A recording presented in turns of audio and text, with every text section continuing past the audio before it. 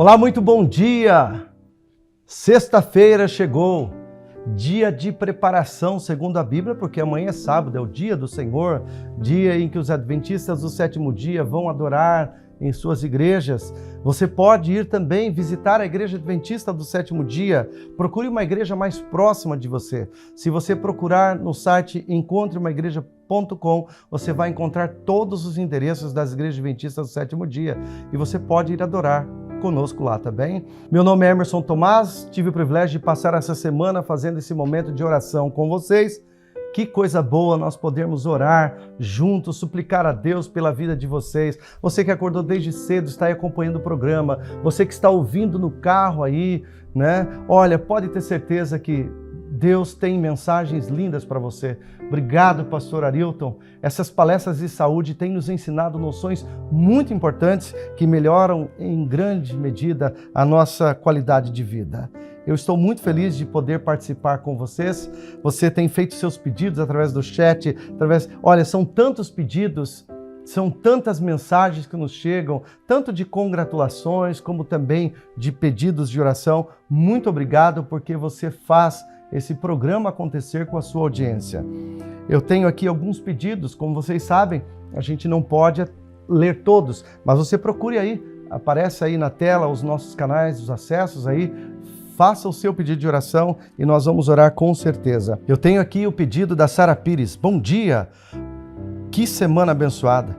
Eu peço oração pelo meu casamento, meu esposo se chama Erasmo. Nós precisamos melhorar em alguns aspectos e ele também não está indo na igreja. Vamos orar sim, tá, Sara? Conversa com o seu marido com amor, com carinho, tá? E convida o pastor para visitar a sua casa, para orar com ele, vai dar tudo certo. A Marcela diz assim: bom dia a todos, que Deus abençoe grandemente este programa e toda a sua equipe. Peço oração pela minha vida espiritual, pela minha irmã Joana, pela vida espiritual dela, que está assistindo desde Angola. Amém. Os irmãos angolanos, que bom ter a audiência de vocês, viu? A Yolanda Siriaco diz assim: que momento esperado, pastor. Peço oração por toda a minha família e por mim, a fim de alcançarmos a salvação. Yolanda, muito obrigado, viu? Que momento esperado, você dizendo aqui, realmente o momento da oração é um momento muito especial, porque, como eu vou ler no texto aqui, a oração abrir do coração a Deus como um amigo. A Keila Rueder de Mello diz assim: irmãos amados, peço oração por minha irmã que está internada, que Deus cure minha irmã e sobrinhos em nome de Jesus Cristo. Amém, Keila. Vamos orar sim pela sua irmã aí, para que Deus cure a ela e aos seus sobrinhos. Eu tenho um texto aqui da palavra de Deus, Mateus 6,7, diz assim: e orando não useis de vãs repetições como os gentios, porque presumem que pelo seu muito falar serão ouvidos. A oração não é uma reza, a oração é um diálogo, é o abrir do coração a Deus como a um amigo. Quando Jesus esteve na terra, ele ensinou seus discípulos a orar. Ele os instruiu a apresentar suas necessidades diárias perante Deus e a lançar sobre ele todas as suas preocupações. A certeza que lhes deu de que suas petições seriam ouvidas nos é dada também. Então vamos orar, vamos pedir por todos esses aqui que chegaram no chat, que nós lemos aqui, que estão sendo escritos neste momento, que foram escritos durante a semana. Vamos orar. A fé em Deus, ela dá sentido e finalidade à nossa oração. O próprio Cristo diz: pedi e dar-se-vos-á. Então vamos pedir? Você quer curvar a sua fronte, fechar os seus olhos? Vamos orar. Querido Deus e Pai, eu oro por todos que estão ouvindo o programa Encontro com a Vida. Que a Tua bênção esteja com cada um deles. E que, Senhor, eles tenham um dia muito feliz. Há uma esposa pedindo pelo seu casamento, pela fé de seu marido. Ah, Senhor, há alguém aqui pedindo pela saúde de sua irmã, de seus sobrinhos. Há pessoas pedindo por emprego, pedindo por saúde, pedindo por faculdade, semana de provas. Tenha, Senhor, compaixão dos seus filhos. Eu oro por aqueles que estão ouvindo a palavra de Deus, que possam decidir-se por seguir e servir a Jesus Cristo. Oro por todos estes pedidos que estão sendo feitos agora no chat e suplico a sua bênção sobre cada um deles, em nome de Jesus. Amém, Senhor.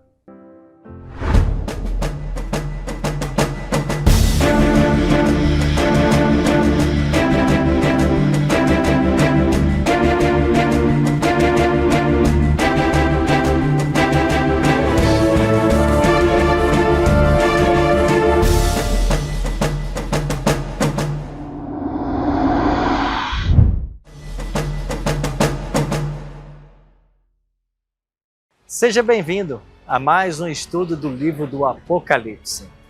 Hoje chegamos ao capítulo 14 e nele vamos aprender sobre 3 mensagens angélicas que precisam ser anunciadas ao mundo antes do retorno de Cristo a essa terra.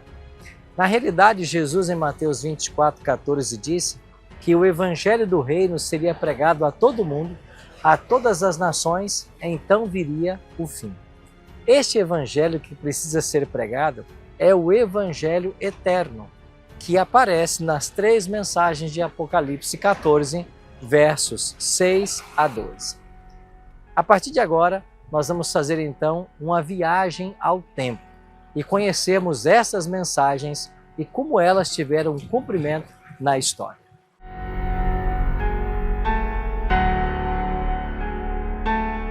Acompanhe comigo a leitura da primeira mensagem angélica que aparece aqui, em Apocalipse 14, no versículo 6 e 7. O texto diz assim: Vi outro anjo voando pelo meio do céu, tendo um evangelho eterno para pregar aos que habitam sobre a terra, a cada nação, tribo, língua e povo, dizendo em grande voz: Temam a Deus e deem-lhe glória, pois é chegada a hora do seu juízo. E adorai aquele que fez o céu, a terra, o mar e as fontes das águas. João vê agora um outro anjo voando pelo meio do céu. Quem é esse anjo? Esse anjo representa o povo de Deus, que, dirigido pelo Espírito Santo, vai anunciar ao mundo inteiro o evangelho eterno. Esse evangelho começa no versículo 7, onde é dito que as pessoas devem temer a Deus e dar a Ele glória, e adorar aquele que fez os céus, a terra, o mar e as fontes das águas. Você se lembra que em nosso último estudo estudamos sobre as bestas? E a besta que saía do mar, ela buscaria ser adorada. A segunda besta que se levanta da terra levará os habitantes a adorar a primeira besta cuja ferida mortal foi curada.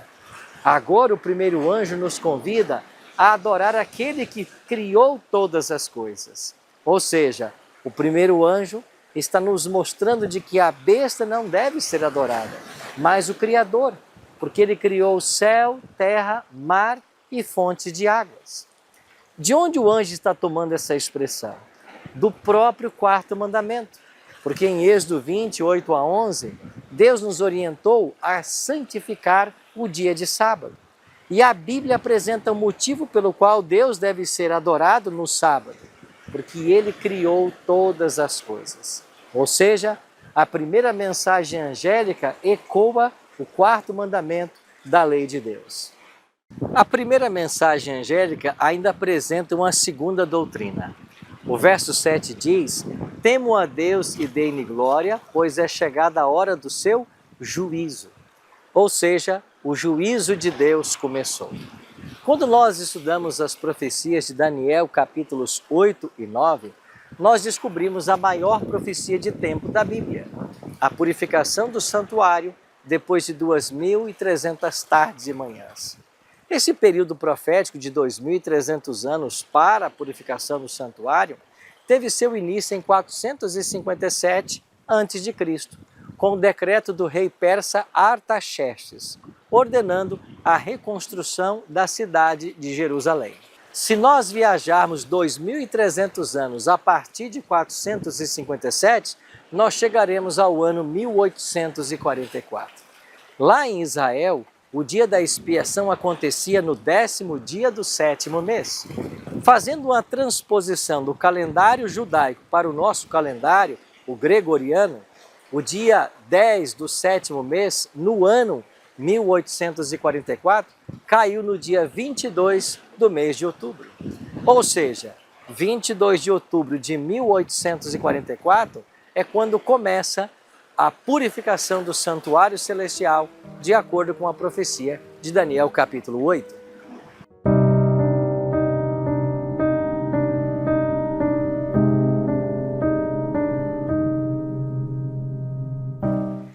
A princípio, as pessoas achavam que a purificação do santuário significava a volta de Jesus, Inclusive pensava assim Guilherme Miller, o precursor do grande movimento millerita, que anunciou para mais de 100 mil pessoas, ou seja, mais de 100 mil pessoas esperavam a volta de Jesus para essa data.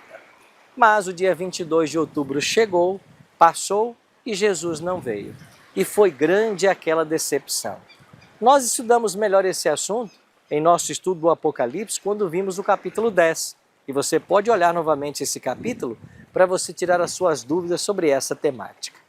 Passado o desapontamento, eles voltaram para o estudo da Bíblia. E agora eles entenderam de fato o que havia acontecido no dia 22 de outubro. Eles haviam acertado a data, mas o evento estava errado. 22 de outubro de 1844 é uma data profética, mas não era a data da volta de Jesus. O que era então? No dia 23 de outubro de 1844, Hiram Edson, um dos decepcionados milleritas, quando saía para confortar outros amigos, estava passando por meio de um milharal. E ali ele teve um insight. E então ele entendeu de que o dia 22 de outubro, a purificação do santuário, não era o regresso de Cristo à terra, mas a passagem dele do santo, onde ele atuava como sacerdote, para o Santíssimo, onde ele atuaria agora como sumo sacerdote. E como sumo sacerdote, ele deve então começar o juízo. Por isso, a purificação do santuário. Esta nova compreensão da Bíblia levou os milleritas decepcionados a estudar na Bíblia o tema do santuário. E então eles descobriram de que Jesus, desde a sua ascensão no ano 31 até o ano de 1844, atuou como sacerdote. E que a partir do dia 22 de outubro de 1844, ele atuaria como sumo sacerdote. Por isso, o juízo começa no céu. E é exatamente esta a primeira mensagem angélica. Temam a Deus e deem-lhe glória, pois chegada é a hora do seu juízo. E esse juízo de Deus, por sua vez, pode ser dividido em 3 fases: juízo pré-advento, juízo comprobatório e juízo executivo. Juízo pré-advento é o julgamento do povo de Deus que deve acontecer antecedendo a volta de Jesus. Por isso ele é chamado de pré-advento ou investigativo. Nessa primeira fase do juízo, que ora está em curso, nomes são aceitos, nomes são rejeitados. Todos aqueles que aceitaram a Cristo como Salvador e permaneceram leais a Ele são aprovados nesse juízo e seus nomes permanecem no livro da vida. Aqueles que não aceitaram a Cristo, ou mesmo aqueles que o aceitaram, mas rejeitaram em algum momento da sua caminhada, têm seus nomes apagados do livro da vida. E é assim que o juízo vai definindo quem será salvo e perdido no momento da volta de Jesus. Já a segunda fase do juízo, chamado comprobatório, ela acontecerá durante o milênio. Depois que Cristo voltar à terra e levar todos os salvos para os céus, a Bíblia informa de que os salvos julgarão aos ímpios e aos anjos caídos. Esse juízo, de fato, não define ninguém para a salvação. Ele apenas dá o motivo pelo qual as pessoas se perderam. Por isso, juízo de comprovação. E quando todos nós percebemos a ausência de alguém no céu e vermos por esses registros que Deus foi amoroso e justo em salvar estes e condenar aqueles, nós iremos declarar: Deus é justo. Já a terceira fase do juízo nós chamamos de juízo executivo. Esse juízo, ele acontecerá 1000 anos depois da volta de Cristo. Terminado o milênio, a cidade santa descerá dos céus para essa cidade, acontecerá a segunda ressurreição, todos os ímpios nela ressuscitarão, e Apocalipse capítulo 20 diz que Satanás vai reunir todos esses ímpios que ressuscitaram e vai ajuntá-los para tentar invadir a cidade santa, a nova Jerusalém que desceu do céu. Quando a cidade for cercada, Deus então enviará fogo dos céus. Esse fogo destruirá para sempre os ímpios, Satanás e seus anjos. O mal não se levantará segunda vez. Nas palavras do profeta Malaquias, não ficará nem raiz e nem ramo. E esse mesmo fogo que vai destruir os ímpios purificará esse planeta que hoje nós habitamos. E ele agora renovado será a eterna morada dos salvos para todo o sempre.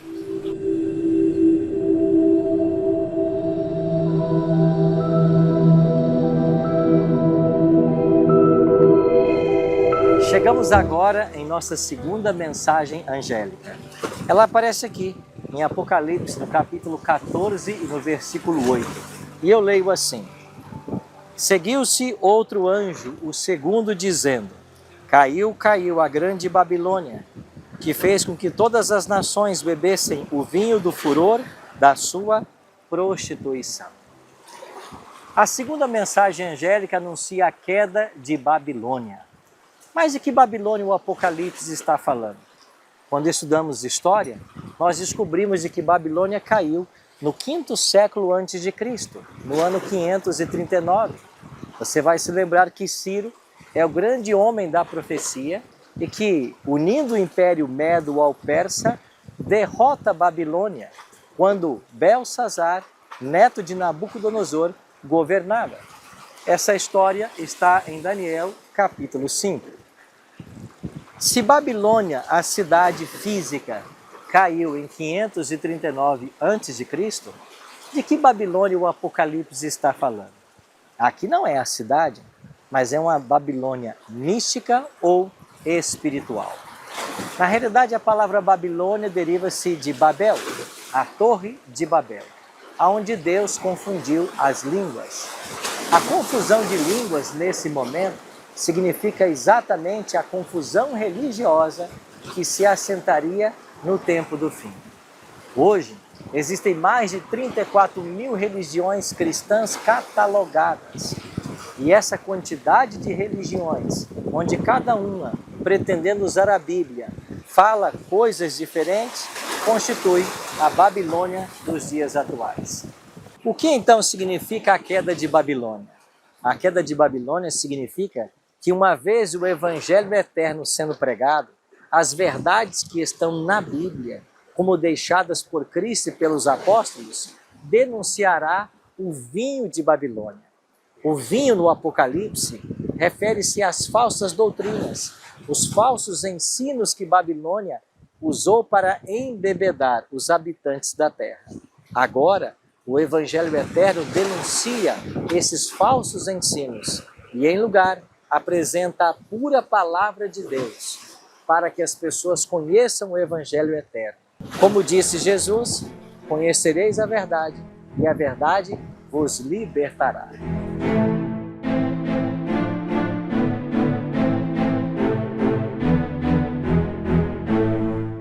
Vamos agora então à terceira e última mensagem angélica.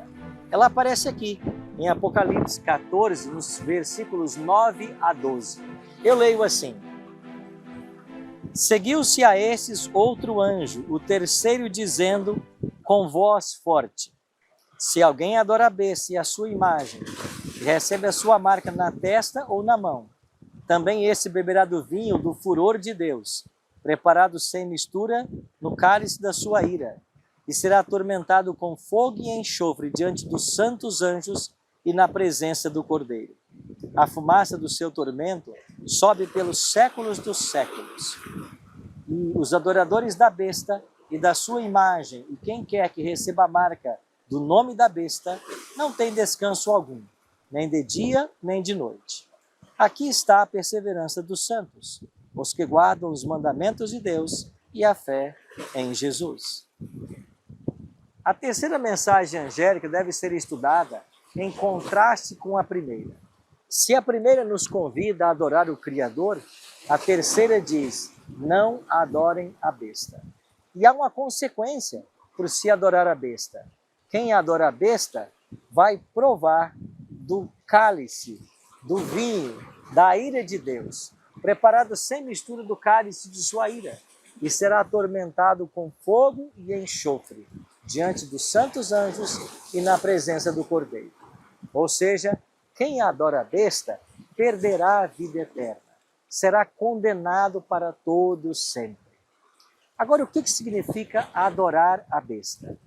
Nós vimos no capítulo 13 de Apocalipse de que duas bestas vão surgir para trabalhar contra Deus e seu povo. A primeira besta surge do mar, que significa povos, nações, multidões e línguas. A segunda besta surge da terra. E se a primeira representa Roma pagã e papal, a segunda representa os Estados Unidos da América do Norte. Os Estados Unidos se levantarão para dar poder à primeira besta e levar os habitantes da terra a adorar esse poder. Isso quer dizer que adorar a besta significará se curvar diante do poder papal, que apresentará mais uma vez o domingo como dia de guarda, em lugar do santo sábado. E por que o diabo tem um ódio especial contra o sábado?